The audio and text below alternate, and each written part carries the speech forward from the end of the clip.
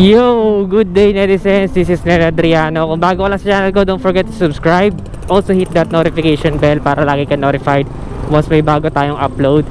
So today, ito na yung pinaka-hinihintay ninyo na ma-test drive ko, itong Honda ADV 150, no? And ito, big shout out sa may-ari po nito, si Sir Wilson Racimo ng Megamax. Yan, big shout out po sa inyo. Maraming salamat po sa pagpapahiram nito.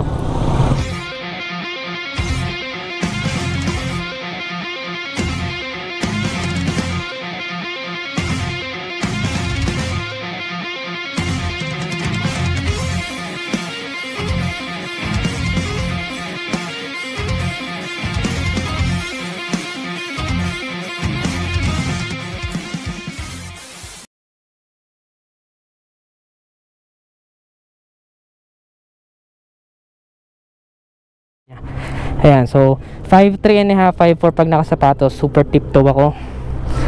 Tapos ito yung ano niya, ang ganda ng laro niya kahit sa graba. Ayan, oh. Talagang pang off-road, hindi ka, kahit baguhan ka, hindi ka maiilang sa kanya. Sobrang galing niya. Ito, ayan, oh, kagaya niyan, oh, sikip, di ba? Napapaligiran ako ng isang motor, isang gutter. Pero kaya mo siyang isuot. Kaya mo siyang isuot ng walang kahirap-hirap. Hindi ko lang kung saan ako mag-test drive dito. Papatay natin yung hazard.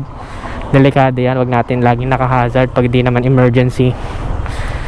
Yan, kahit ang tataas ng gutter na yan, ako, walang kakwenta-kwenta yan. Brake test tayo ng likodan. Rear brake muna at 40. Ayun. May skidding agad kasi hindi pa siya ABS, pero may ano naman yan, may tamang pagbe-brakes, no? Hindi naman, ang brake test kasi ginagawa ko lang para ma-check natin yung kakayanan per individually ng brakes. So rear, ayun yung kaliwa, may skidding siya, nag-lock, medyo nadulas ako. So yun ang disadvantage niya kasi hindi pa ABS yung rear. Yung front, try natin at 40.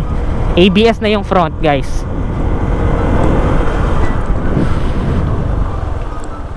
Alright, sobra solid, ganda ng front nya. Sapa, front at 40 kph. Yan, medyo lagpas na nga ako eh. Yun, sobra piga.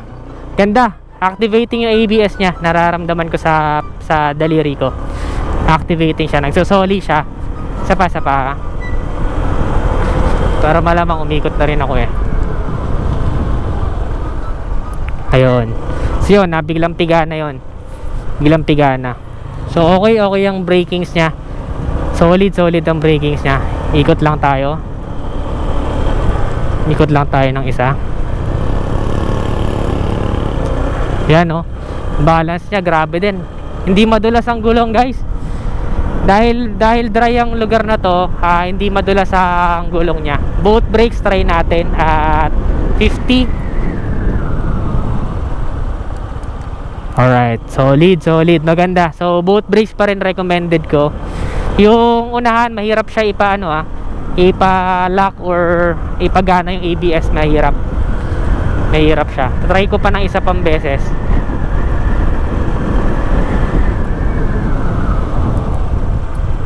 Okay, ayos, ganda ng brakings nya. Ito talaga sobra solid, guys. Ang sitting position ko upright at the same time nakasandal ang likod ko dun sa pakurba niya sa likod, no? Kadalasan kasi hindi ako fit sa ganun eh, kasi feeling ko mas ano siya, sa medyo mas matangkad sa akin ng konti, siguro mga 5'5", 5'7", ganyan. Akala ko most of the scooter medyo designed sa medyo average na ganun for a much shorter rider like me. Nagulat ako dahil swak na swak siya sa akin. Iikot ulit ako dahil ikot lang ako, ayoko doon. Dito maganda mag test drive, no? Yun, so maneuverability niya, guys, maganda. Ang turning radius sobra suabe, and suspension, ewan ko sobra iba feeling ko dito sa ADV. Unang drive ko pa lang, 5 minutes ko pa lang nadadrive dun sa traffic situation. Mamaya papayta ako sa inyo na ano ako, parang na love at first sight ako na hindi ko maintindihan. Sobrang sarap gamitin, guys. Parang nagbago na isip ko kasi ang dami kong kakilala. Isa pa, teka lang, bago ko tapos yung sinasabi ko, gusto kong okay, mapagkakatiwalaan front brakes, guys. Walang ano, solo yon, solo kanan na kamay na brakes, solo, mapagkakatiwalaan ang front brakes nya. So yun, guys, yun nga sinasabi ko kanina doon sa traffic situation. Grabe, nagbago tuloy isip ko kasi sa totoo lang ang daming naka sports bike akong kakilala sa social media, at the same time sa personal, na nag-shift into Honda EDV. No, nagbigla sila na nag-shift lalo gatong pandemic. Syempre, ang mga tao hindi na lang puro rides, no? For everyday use, gusto din nila ng magagamit. Nag-shift sila sa Honda EDV, and I'm wondering why, kasi hindi ko pa nga siya natetesting. Ano ba tong nandito?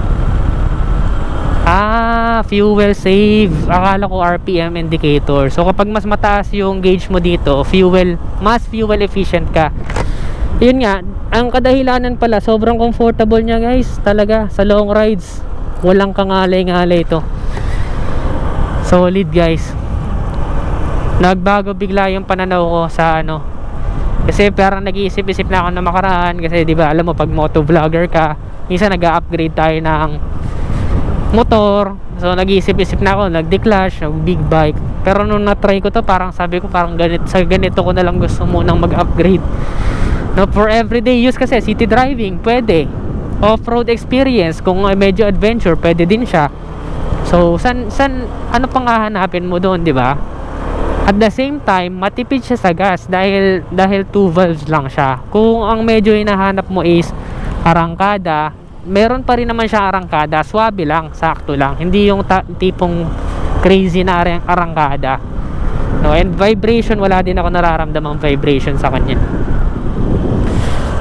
Nagustuhan ko siya. So ano, balik na ako doon, pa-videohan ko kasi traffic doon.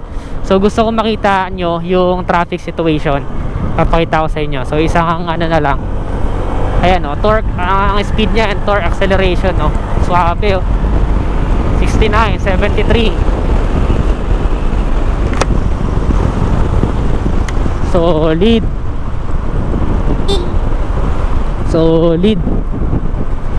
Solid siya. Ganda din ng ano niya,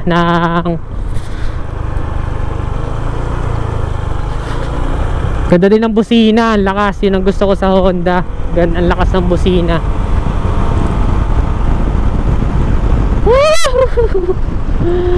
Ang sarap. Dito pala ako sa Southwoods, guys. Southwoods. Binyan ba tong Southwoods? Binyan to, alam ko eh. Yan, balik na tayo doon sa sa may-ari. What a nice experience, guys. Na kontento ako sa kanya, satisfied ako sa overall experience. So, sa mga nag-iisip kung nag-aalangan sa Honda EDV, guys, ito, panoorin nyo tong vlog ko na to. Sobra ako na amaze sa motor na to. To think, ang motor ko ngayon is Yamaha, guys. Pero ngayon pinaramdam sa akin ng Honda yung feeling ng mga Honda user. Kadalasan kasi kapag nagko-comparison video ko ng Yamaha and Honda, yung ibang Honda user trigger na ang ganda daw na experience nila, bakit ganun daw yung mga kasi honest talaga ako mag-review, guys. Pero ito, pinaramdam sa akin ng Honda na ito yung offer namin.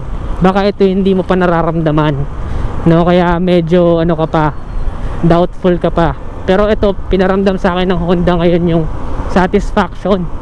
Sobra solid, guys. Para talaga ako nalawat first sight dito sa motor na to. No joke, guys, no joke. Kung may pera lang ako ngayon, bibili agad ako. Masabihin nyo over complimenting na, pero iba yung ko eh. Alam nyo yan, ang dami ko na testing ng motor nowadays. Neto lang, mga nakaraan. Pero ganda ng experience ko dito. Satisfied ako, very satisfied ako. Kaya to, kita nyo traffic, gaano ka grabe. Ayan grabe traffic nya, So sasoli ko na to sa Mega Max, by the way. Ganda ng brakes nya, diba? Sudden brakes, kayang kaya. Tingnan natin sa traffic situation ngayon. Dito kasi ang pinaka-doubtful ang kadalasan sa traffic situation. Dito makikita, ayun, kanina na-testing ko siya dun sa paakyat. Sobra solid din. Hindi ka rin mabibitin sa paakyat niya.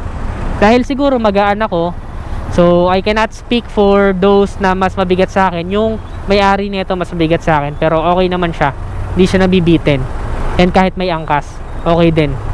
Sobra solid din.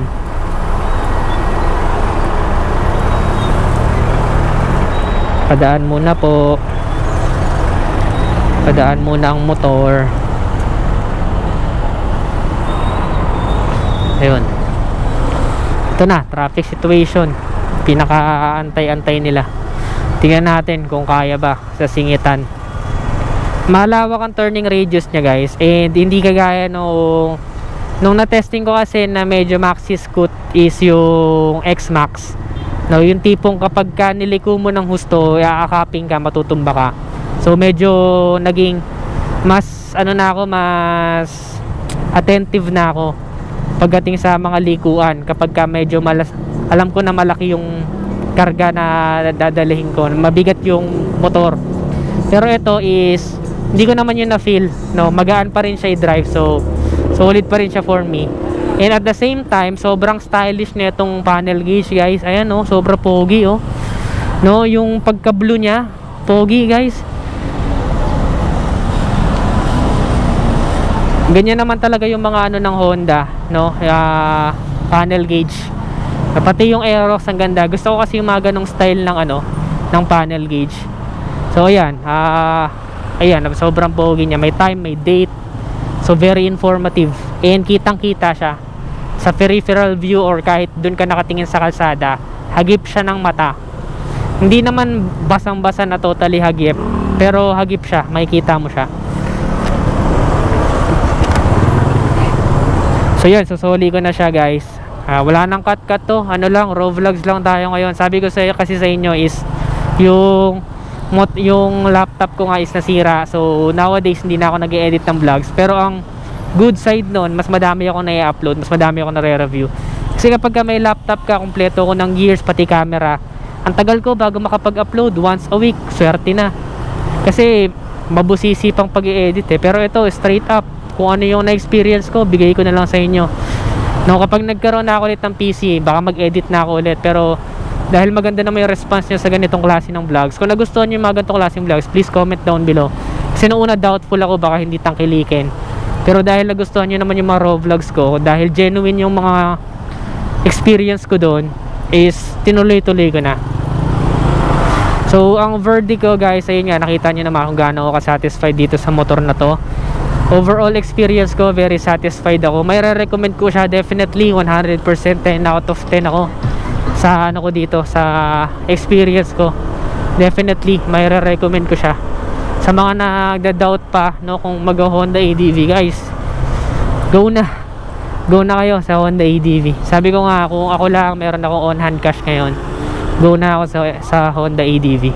No, makukontento ko dito bilang daily drive ko, long rides, lahat na. For off-road experience, kung maisipan mo, pwede din siya. Medyo nakakapanghinayang lang na konti kasi yung niya, build niya parang nababanag mo pa rin yung PCX. Pero overall, good siya, guys. So may re-recommend ko kung nagdadalawang isip pa kayo dito, ayan na, panoorin nyo iba kong reviews. Ito yung pinakasabi ko solid na experience ko, nasasabi ko. So yun lang, guys. Thank you so much for watching. Dito na yata ako sa Megamax kami, Megamax. Doon ko isusoli ito. Ito na. Ay, nalito pa ako. Saan ba yung Megamax? So yun lang, guys. Kung nagustuhan nyo, don't forget to give this video a thumbs up, subscribe. Ano pa yung mga gusto nyong vlogs na mapanood, sabihin nyo lang sa comment section. And kung ano pa yung mga gusto nyo idagdag o hindi ko nasabi, sabihin nyo lang sa akin. Alright, so dito na ako sa Megamax. Dito yung may-ari niya. So ayun, dito na ako. Sa iba park, sir, dito na lang. Yun. Sobra nagustuhan ko, ang ganda. Yan pala si sir may-ari. Nakaano pa ako, sir. Yun, sobrang nagustuhan ko, sir. Tuwan-tuwa ako. Kaya pag paikot-ikot ako doon, tuwan-tuwa ako. Nagustuhan ko siya. Sobrang, oo. Hindi, akala ko mabibitin ako kasi 2 valves lang siya, pero okay naman siya kahit paangat. Sa experience nyo ba, di ba nag long ride kayo? Sa pataas din yun Okay din. Kasi ako magaan kayo mas mabigat kayo, okay pa din. Ayun guys, so sa mga nagtatanong sa mas mabigat na riders, okay pa din siya. So yun yung vlog natin for Honda ADV. Sobrang nagustuhan ko. And thank you so much for watching. Again, this is Ned Adriano. Always keep it cool and ride safe always. Bye-bye now. Good day netizens, dahil tinapos mo ang video na to, maaari ka manalo ng brand new helmet. Ito siya, LS2 na Ferrari Red. Ang size niya is 2XXL. So panigurado ka kasya to sa kung sino mang mananalo nito. So kung gusto mo manalo, ang gagawin mo lang is make sure nakasubscribe and hit that notification bell sa YouTube channel ko na ito. Tapos screenshot mo lang. And then like and follow my Facebook page, Ned Adriano Vlogs. Screenshot nyo rin. Tapos i-PM nyo sa Facebook page ko na Ned Adriano Vlogs yung picture or screenshot nyo na naka-follow kayo sa akin. Also, kung may Instagram kayo, follow nyo na rin ako at Ned Adriano. Pero kung wala, okay lang. Basta yung Facebook and YouTube, naka-follow kayo sa akin. Tapos i-PM nyo sa Facebook page ko. Exactly 1 month from now, September 19, bubunutin ko kung sino yung mananalo dun sa mga nag-screenshot. Ilagay nyo na din doon kung tagasan kayo para malaman ko kung tagasan yung mananalo. And if you want, lagay nyo na rin kung bakit kayo yung dapat manalo. So yun lang, sana kayo yung manalo nito. Always keep it cool and ride safe always. Bye-bye now.